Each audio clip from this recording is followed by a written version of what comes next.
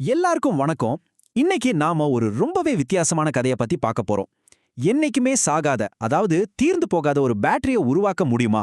அத பத்தி தான். ஒரு கண்டுபிடிப்பாளர் நாம யாருமே யோசிக்காத ஒரு வழியில அத முயற்சி பண்ணிட்டு இருக்காரு.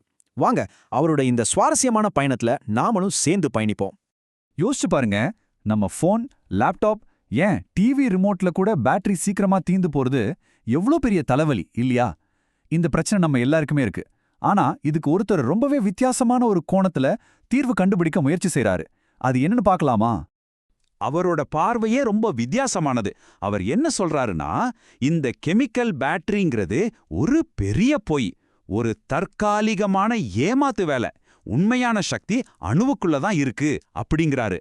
இந்த ஒரு வரிய கேட்டாலே போதும், அவர் எந்த அளவுக்கு வழக்கமான அறிவியல்ல இருந்து விலகி சிந்திக்கிறாருன்னு நமக்கு புரிஞ்சிடும். ஓகே, வாங்க இப்ப கதையோட முதல் பகுதிக்குள்ள போவோம். அதாவது நீடித்து உழைக்கிற ஒரு சக்திக்கான தேடல். இப்ப இருக்கிற பேட்டரிங்களோட அடிப்படை என்ன? கெமிஸ்ட்ரி, அதாவது வேதியியல். ஆனா இவரு அந்த வேதியியல்ங்கிற அடித்தளத்தையே கேள்வி கேட்டு ஒரு புது பாதையில தன்னோட பயணத்தை ஆரம்பிக்கிறாரு. இப்ப பாருங்க, இங்க தான் முக்கியமான வித்தியாசமே இருக்கு. ஒரு பக்கம் நம்ம பயன்படுத்துற சாதாரண பேட்டரிகள், அதுங்க சில கெமிக்கல் ரியாக்ஷன்ஸ் மூலமா வேலை செய்யுது. அந்த ரியாக்ஷன்ஸ் முடிஞ்சதும் பேட்டரி டெட், அவ்வளவுதான். ஆனா இன்னொரு பக்கம் நம்ம கண்டுபிடிப்பாளரோட தியரி. அவர் என்ன சொல்றாருன்னா, அணுக்கள் எப்பவுமே அதிர்ந்துகிட்டே இருக்கும், அந்த அதிர்வுல வர சக்திக்கு முடிவே கிடையாது, அதை பயன்படுத்தணுங்கிறாரு. அதனால தான் அவர் சொல்றாரு, இது கெமிஸ்ட்ரி பத்தின விஷயமே இல்ல, இது பியோர் பிசிக்ஸ். அதாவது வேதியியலை விட்டுட்டு இயற்பியலுக்குள்ள போகணும். உண்மையான ஆற்றலோட ரகசியம் அணுக்களுக்குள்ள நடக்கிற இயக்கத்துல தான் இருக்குன்னு அவர் ஆணித்தரமா நம்புறாரு. சரி, அணுக்களுக்குள்ள இருந்து எப்படி சக்தி வரும்? இங்க தான் அவரு போட்டான்ங்கிற ஒரு விஷயத்த சொல்றாரு. அவரை பொறுத்த வரைக்கும் ஒரு அணுவோட மையத்துல இருக்கிற புரோட்டான், நியூட்ரான் எல்லாம் தொடர்ந்து அதிர்ந்துகிட்டே இருக்கும். அந்த அதிர்வுல இருந்து வெளியாகிற ஒரு ஒளி ஆற்றல் தான் இந்த ஃபோட்டான். இந்த ஃபோட்டான்களுக்கு எந்த தடையும் கிடையாது. அதனால இதுல இருந்து எல்லை இல்லாத சக்தியை எடுக்க முடியும்னு அவர் நம்புறாரு.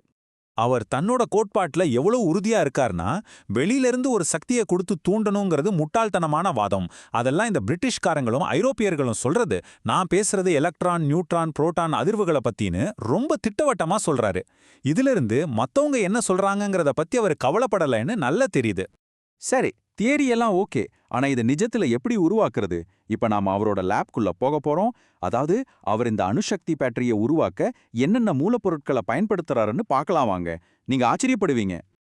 பார்க்கறதுக்கு இது ஒரு பழைய காலத்து ரசவாதியோட செய்முறை மாதிரி தான் இருக்கும். சிமெண்ட், கிராஃபைட், அப்புறம் magnesium oxide, ferric oxide, copper sulphide, இப்படி ரொம்ப ரொம்ப சாதாரணமான எளிதா கிடைக்கிற பொருட்களை வச்சு தான் அவர் தன்னோட மேஜிக்கை பண்ண முயற்சி பண்றாரு. ஆனா இந்த செய்முறை அவ்வளோ சுலபம் இல்ல. முதல்ல இந்த எல்லா உலோக ஆக்சைடையும் ஒன்னா கலந்து ஒரு பேஸ்ட் மாதிரி ஆக்கணும். அப்புறம் அது உடையாம இருக்கிறதுக்கு சிமெண்ட்டை வச்சு நல்லா இருக்கணும். இதுக்கெல்லாம் அப்புறம் அந்த கலவையோட இயற்பியல் குணங்களையே மாத்துறதுக்காக அதை கிட்டத்தட்ட 1700 டிகிரி செல்சியஸ் வெப்பநிலையில சூடுபடுத்தணும். அதுவும் சரியான எலக்ட்ரிக் ஃபர்னஸ் கூட இல்லாம இதை செய்யறாருன்னா பாத்துக்கோங்களேன். அவரோட உழைப்பும் பொறுமையும் எந்த அளவுக்குன்னு தெரிஞ்சுக்க இந்த ஒரு வரி போதும். பொறுமைங்கிறது எருமையை விட பெருசா இருக்கணும். சாதாரண 4H பென்சில்ல இருந்து ஒரு 3 சென்டிமீட்டர் கிராஃபைட் எடுக்க முடியல, எல்லாமே வீணா போச்சுன்னு அவர் சொல்றாரு. ஒரு சின்ன விஷயத்துக்காக அவர் எவ்ளோ கஷ்டப்பட்டிருக்காரு பாருங்க. இவ்வளவு கஷ்டங்கள், இவ்வளவு சோதனைகள், இதுக்கெல்லாம் பலன் கிடைச்சதா? வாங்க இப்ப நாம கதையோட கிளைமேக்ஸுக்கு வந்தாச்சு. அவரோட இந்த 25 நாள் பேட்டரியோட ரிசல்ட்ஸ் என்னன்னு பாப்போம். ஆமா, 25 நாட்களுக்கு மேல அவர் செஞ்ச அந்த சின்ன பேட்டரி செல் ஒரு தடவை கூட நிக்காம 25 நாட்களுக்கும் அதிகமா தொடர்ந்து பவர் சப்ளை கொடுத்திருக்கு. இதுவே ஒரு பெரிய சாதனை தான். அது மட்டும் அல்ல, அந்த வோல்டேஜும் ஸ்டேபிளா இருந்திருக்கு. கிட்டத்தட்ட 2.8 வோல்ட். அந்த 25 நாள் முழுக்க அந்த வோல்டேஜ்ல பெரிய ஏற்ற இறக்கமே இல்லாம சீரா இருந்திருக்கு. இது ரொம்ப ரொம்ப முக்கியமான விஷயம். ஆனா இது எல்லாத்தையும் விட ஒரு ஆச்சரியமான விஷயம் இருக்கு. என்ன தெரியுமா?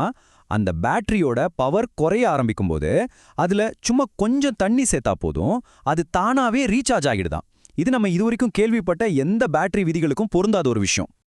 இந்த சார்ட்டை பார்த்தா உங்களுக்கு இன்னும் தெளிவா புரியும். ஒரு சின்ன எல்இடி பல்பை எரிய வைக்க ஒரு நல்ல பிராண்டட் ஏஏ பேட்டரியால சுமார் ஒரு வாரம், அதாவது 7 நாள் வரைக்கும் தான் முடியும். ஆனா நம்ம கண்டுபிடிப்பாளரோட இந்த செல்லோ 25 நாட்களை கடந்தும் இன்னும் அந்த பல்பை எரிய வச்சுக்கிட்டே இருக்கு.